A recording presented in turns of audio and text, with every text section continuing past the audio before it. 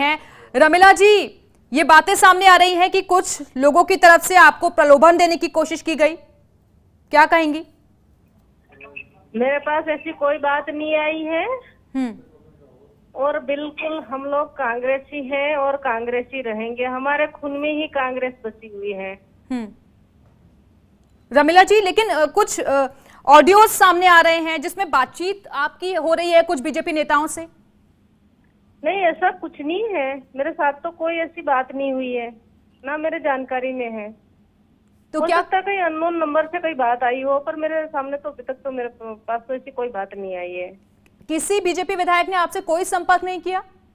नहीं, कोई बात नहीं करी और कोई संपर्क। लेकिन एसओजी की तरफ से जो मुकदमा दर्ज हुआ है उसमें उन बातों का जिक्र है। क्या जिक्र है बताओ?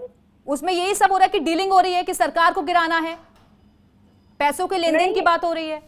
नहीं, ऐसा मेरी जानकारी में ऐसा कुछ नहीं है। और हम लोग, मैं आपके पहले भी बोल चुकी हूँ कि हम लोग, मेरे पतिदेव कांग्रेसी थे, मेरा खानदानी कांग्रेसी है, हम लोग कांग्रेसी हैं और कांग्रेसी ही रहेंगे, इसमें कोई शक नहीं है। रमीला जी, यानी कि जो आरोप आप पर लगाए जा रहे हैं, आप खंडन करती हैं उन सभी आरोपों का? बिल्कुल।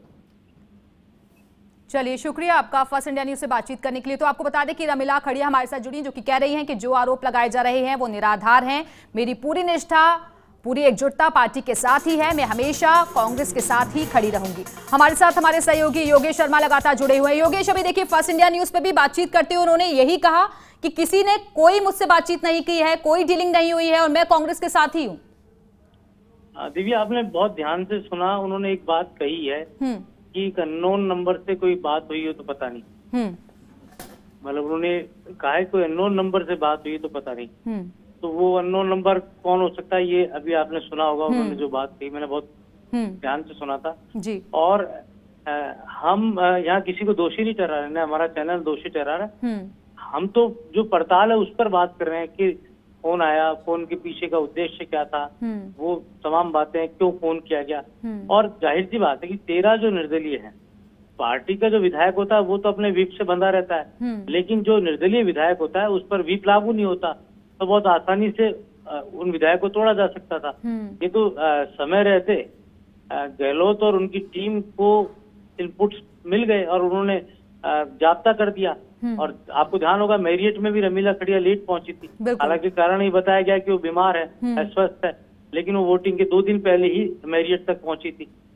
रमीला खड़िया, ये बात सही है, वो घोर कांग्रेसी परिवार से है, लेकिन उन्होंने बागी होकर भी कांग्रेस से चुनाव लड़ा है, तो कांग्रेस के खिलाफ ही उन्होंने चुनाव जीता है। चुनाव तो उन्होंने कांग्रेस के खिलाफ ही लड़ा है। अगर वो कांग्रेस की बिल्कुल निष्ठावान कार्यकर्ता होती तो वो कांग्रेस के टिकट को स्वीकार करती और कांग्रेस के लिए काम करती। लेकिन इंडिपेंडेंट चुनाव लड़ने के बाद अब आप निष्ठाओं का हवाला नहीं दे सकते कि आप खुद कांग्रेस के बागी होकर चुनाव जीते हो। अब इसमें सवाल ये खड़ा होता है कि ऐसी कौन सी ताकतें हैं स्थानीय स्तर पर जो बांसवाड़ा या आदिवासी अंचल की राजनीति को प्रभावित कर रही हैं।